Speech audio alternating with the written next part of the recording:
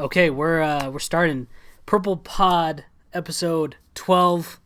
It's a good number to me. I like it. I'm feeling good, as you know. I normally am. Got my favorite hat on. My hair's looking fire.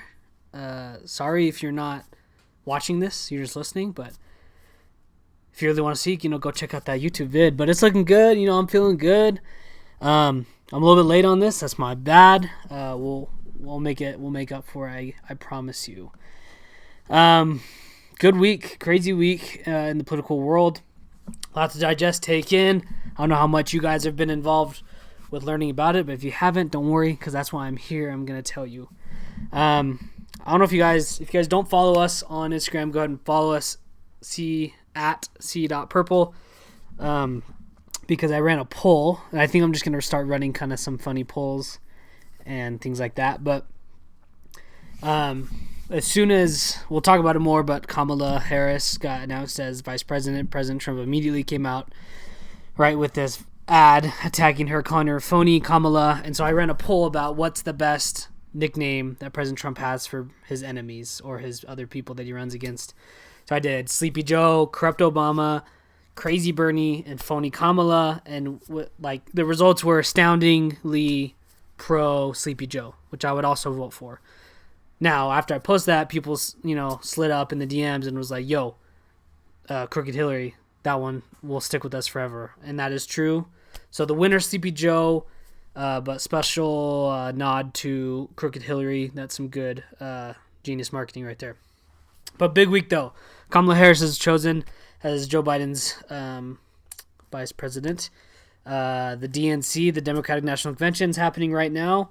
President Trump signed a pretty big deal with Israel and the Middle East. And then the post office drama, as well as President Obama dropped his fire playlist that he's been listening to of songs.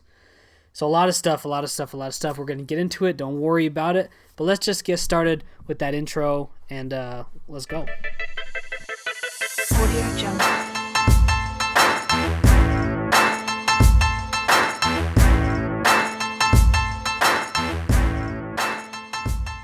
Before we get into the Trump tweets, I have to get into something that I thought was super funny and just classic politics for you. And yeah, I hope it's enjoyable. I wish I could show the clip, but I don't know, copyright infringement and stuff like that. Who knows? Our legal team's working on it, right? Legal team? Oh, okay. We can't do it. All right. So Kamala Harris has announced as vice president that night. All the media coverage is going. Fox News is covering it. Tucker Carlson, who's got the primetime Fox News spot normally, he's talking about it. He keeps calling her Kamala Harris and Kamala and Kamala is basically the only other rendition I can think of. Kamala. He's talking about her and he keeps saying Kamala, and it's pronounced Kamala, like Kamala.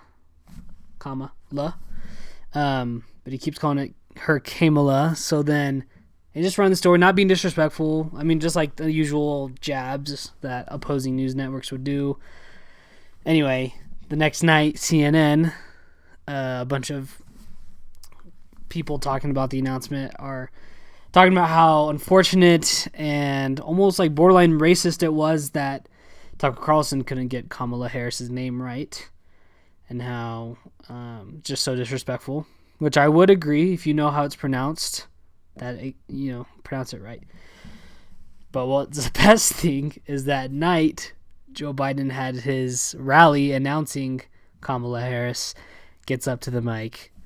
I'm proud to announce Kamala Harris as my vice presidential candidate. So just classic politics for you, all right? That's why you get caught up in the small stuff and you just start looking dumb and leave it to Joe Biden to mess it up. So I just thought that was funny. There's some humor for you. That's the same line of President Trump's tweets, what we do.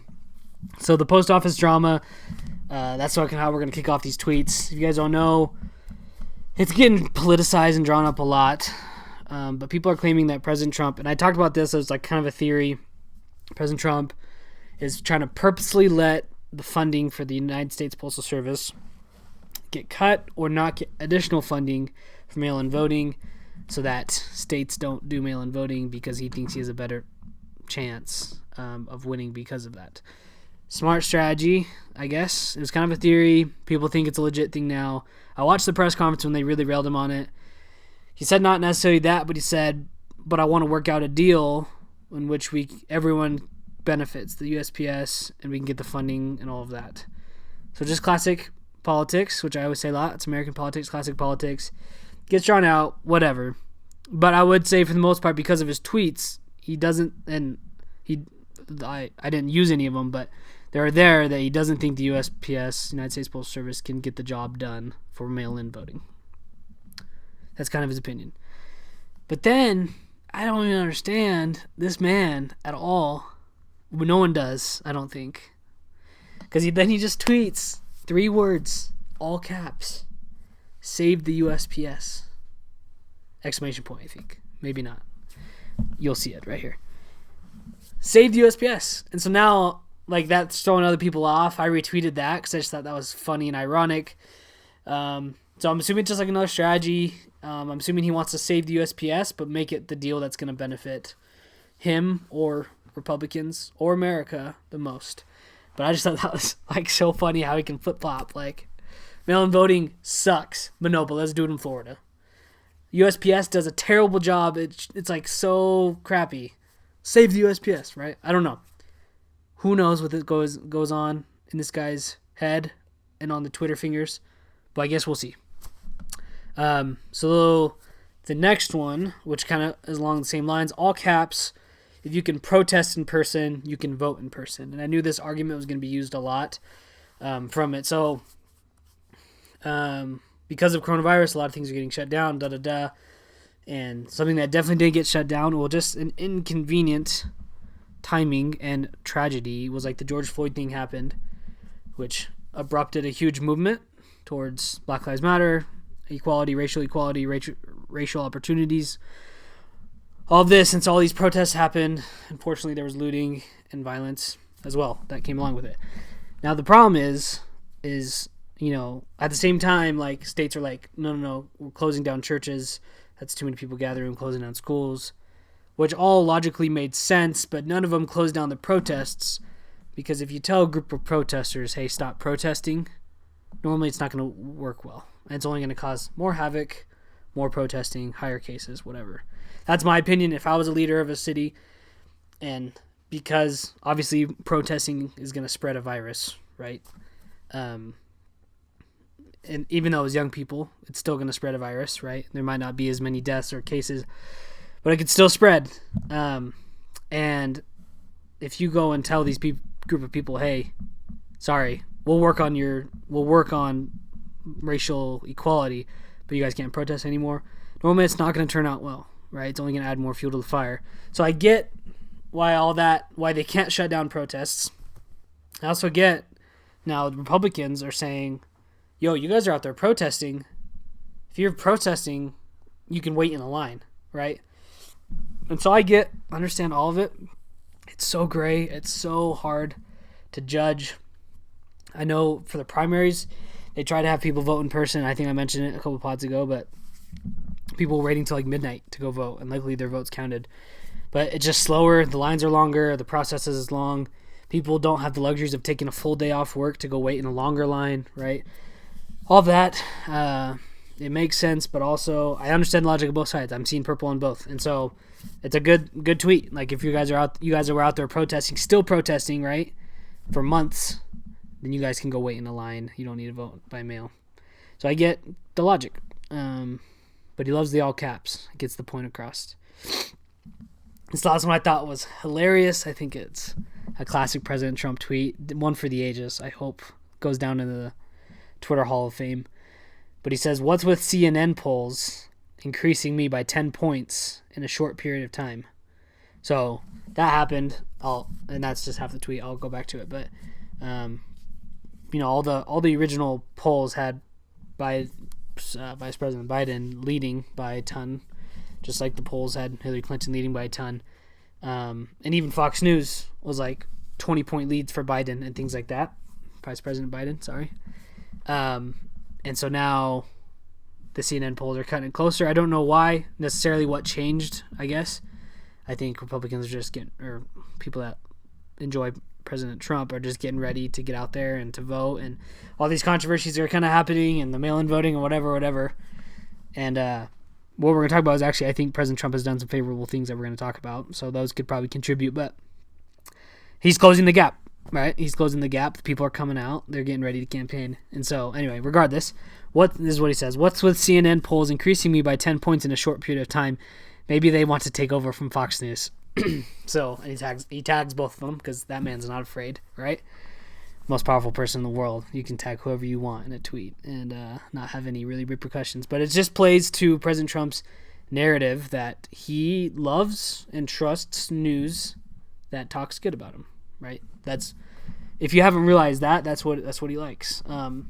Any news that's gonna criticize or say that he did anything not the right way, he's gonna call fake. He's gonna call untrustworthy. That's just how he works, right? So that's why he loves Fox News. Everyone knows that. Fox News loves President Trump. Shout out Sean Hannity. That man loves him. Yeah. And Tucker, I guess. But as soon as they talk bad or bring out someone that talks bad, or like Chris Wallace, who's a Fox News host, kind of calls President Trump out in an interview, like saying, no, you kind of got your facts wrong here, he'll get mad and he'll call out Fox News in a tweet. Now, he won't discharge his loyalty, but he will call them out and will say why their rating's so low and right, things like that. So that's what he does. I hope you guys realize that. It's fine, kind of. That's why we see purple, right? That's why when he calls the left fake and the right that compliments him true, that's dangerous. That's why you have to see purple. That's why you look at both. So that's fine. But I just think it's funny that now CNN is like actually showing polls where he's polling better than what Fox News polls had. He's like, oh, maybe CNN's my new thing. And he's just playing that as a joke. But I thought that was super funny. But what a round of President Trump's tweets. Those were just some quick, easy ones. Nothing too drastic. He had a couple good videos that he retweeted about him in his press conferences. But I just thought those were good. And let's move on to the main story, which is going to be super interesting and educational. It's actually going to be two stories combined into one. Here we go.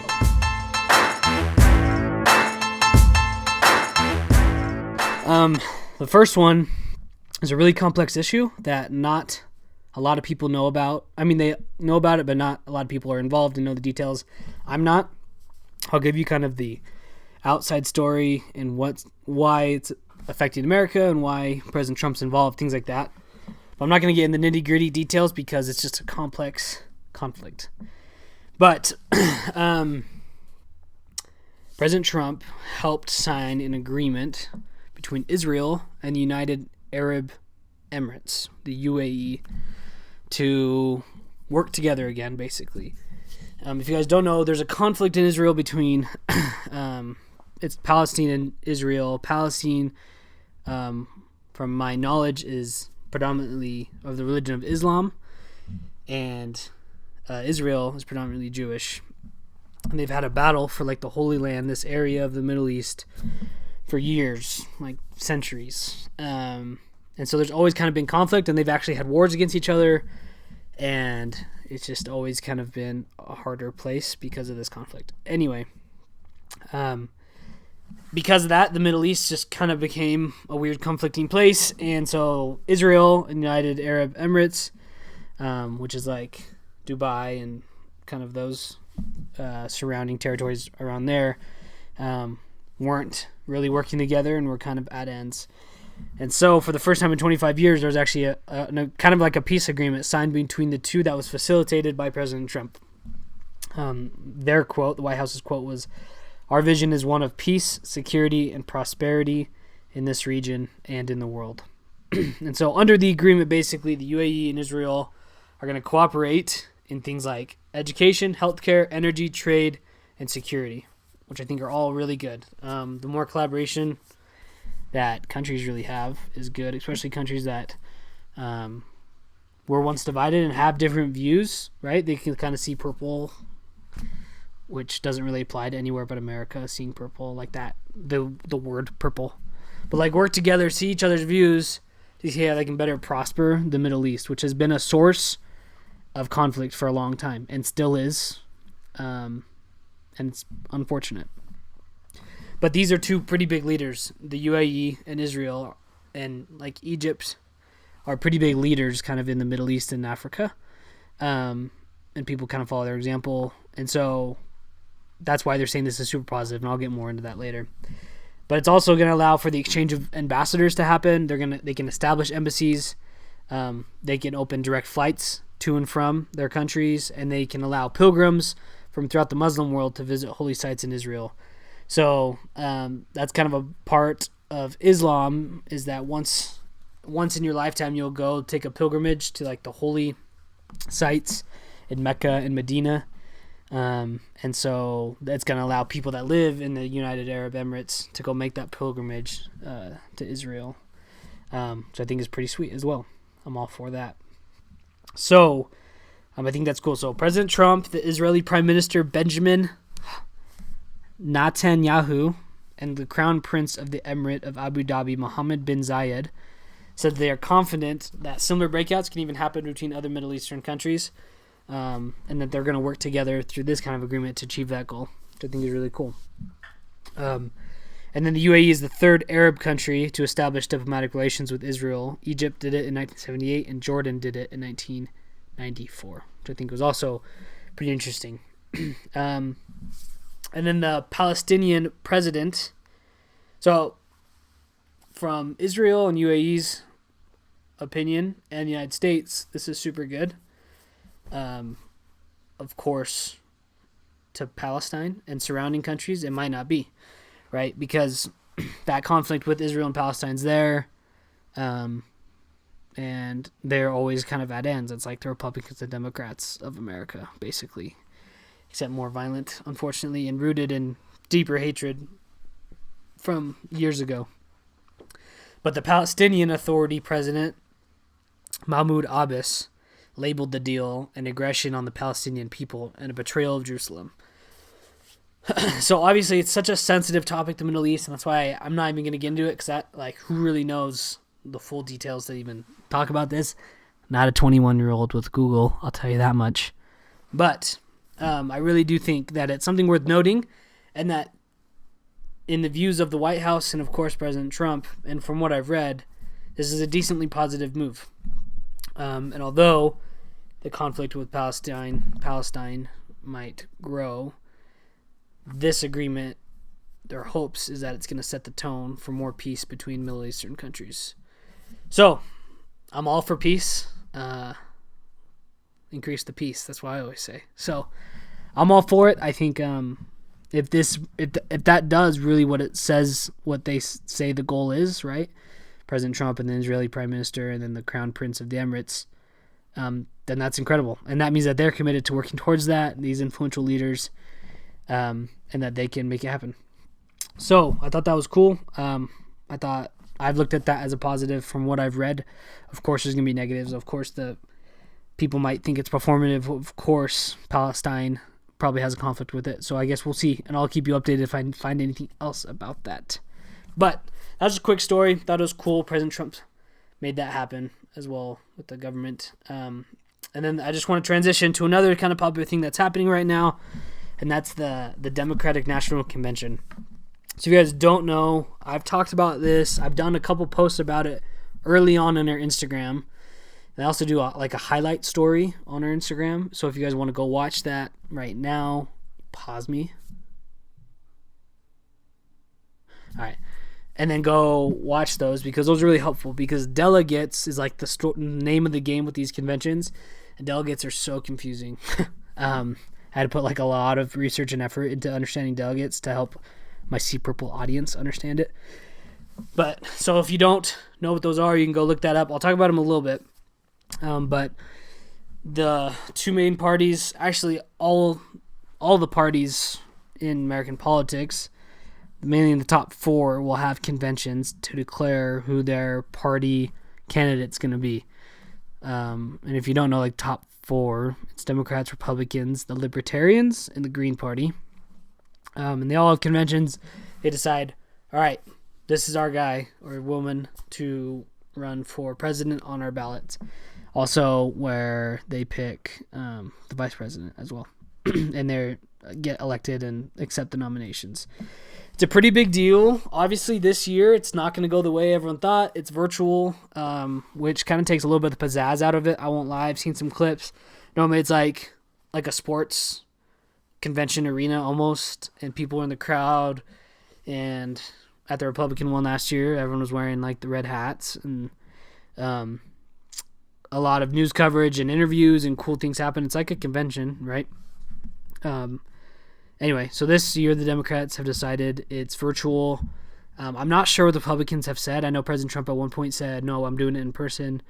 But that's in a couple weeks. So I will let you know how that's going to happen. But anyway, it's virtual. And so some of it's like pre-recorded videos, some of it's live videos, and they play them, and it's all jazzed up because that's what politics is, and that's what these things are. The two main purposes of these conventions, one is to actually like decide the nominee. It's a big deal, like, oh, hey, this is the next president of the United States. I remember, like, Hillary Clinton's 2016 was, like, I remember it was, like, a picture of her, and they said the next president of the United States is, like, a woman, and then, like, this glass shattered because it was, like, she was shattering the glass of, like, stereotypes and stuff. And so very confidently said that, which I thought was interesting. Didn't work out, obviously. But... Sorry, I don't know what I'm doing. Anyway, so it's normally like showbiz, right? And then so it's to pick the nominee, the vice president, and the president, and then it's also basically to show like unity and excitement for the party to get people jazzed up to go vote. That's the main goal is unity, and then use that unity to go elect this person into office because we need to. So the Democrat one just happened. A lot of the speeches were talking about how President Trump's a danger to America, how he's unfit, how another 4 years is detrimental, classic politics stuff. And so in all the primary elections leading up to this, people vote for their candidates, and then depending on how many votes they get, candidates get a certain amount of delegates from that state. And if a candidate gets a threshold of delegates, it's different for both parties. They get the nomination.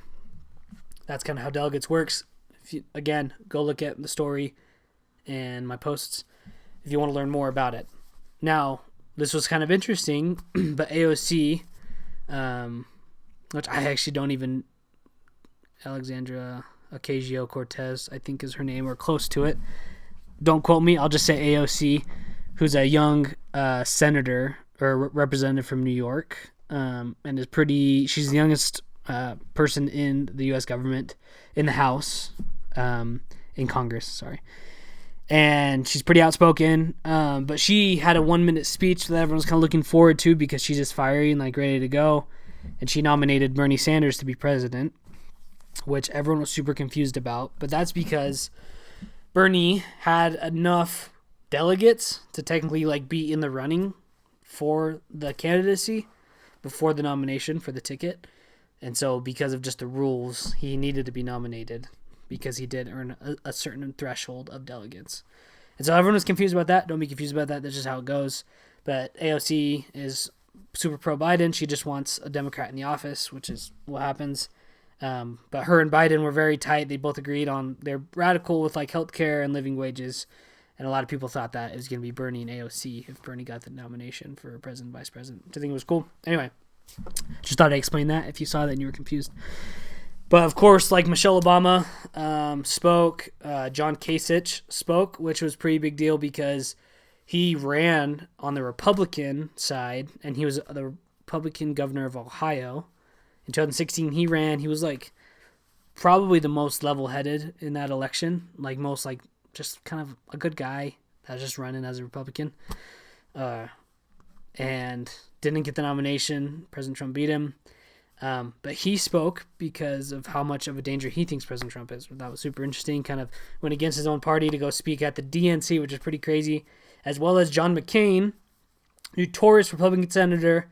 I grew up a little bit in Arizona. He was my senator. I got to meet him in Washington, D.C., and he passed away, unfortunately, in like 2018. But his wife is actually going to be speaking at the DNC as well. So super interesting.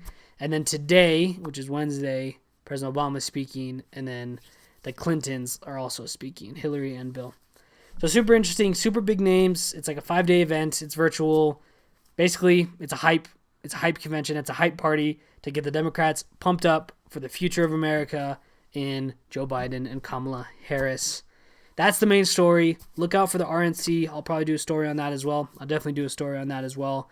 Give you the highlights, things like that. But I thought it was interesting that it's election season, boys and girls, ladies and gentlemen. C Purple Pod listeners, C Purple Nation. I don't have a good nickname for the fans, the 7 fans that we have of this thing.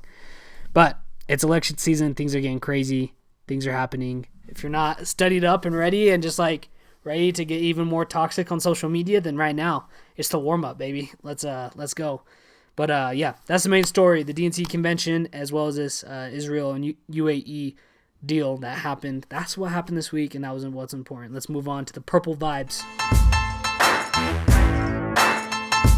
All right, everyone's favorite segment, and the hardest one to do is the purple vibes. It's how we end the pod. You know how we do. Just on a good note, just on things that we like, things that show that America isn't as divided as we think, even though it's super hard. So what I thought was super cool is that on August 18th was when the final vote happened for the 19th Amendment to the Constitution. Bill of Rights, Constitution.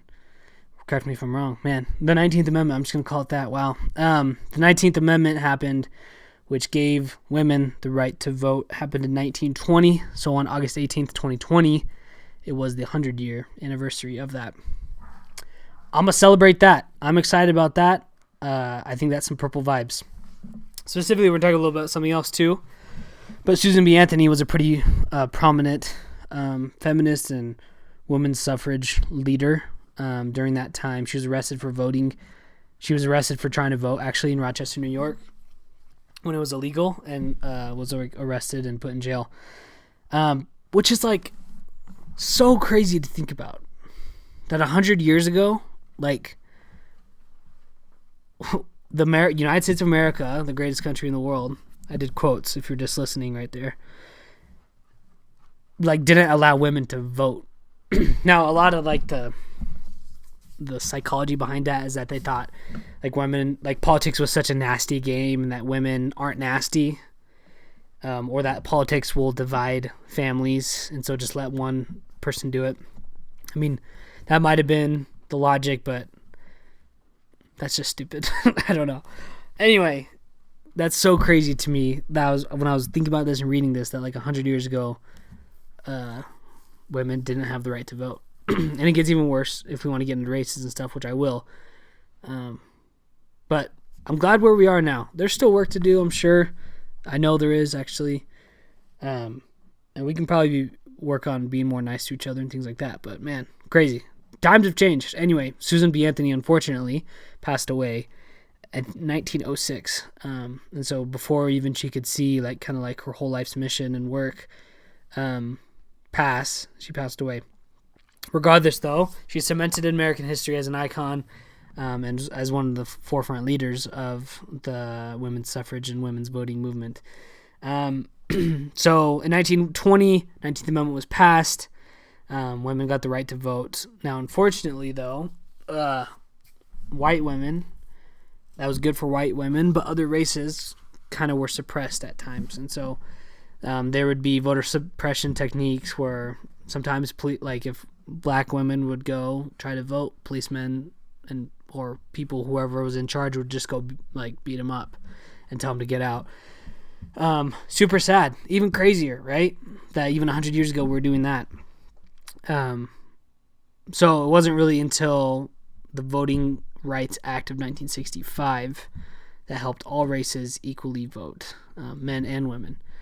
So obviously, we could have been better, and it took us a while to be better, and there are still things that we can be better today in our country, I'm sure, but I think that's purple. It's purple vibes. 100 years ago, women got the right to vote, and we never looked back. And now you have, like, super influential people like Hillary Clinton, who was almost president of the United States, or like AOC, who's a super young, fiery, like, looking ahead, kind of like millennial.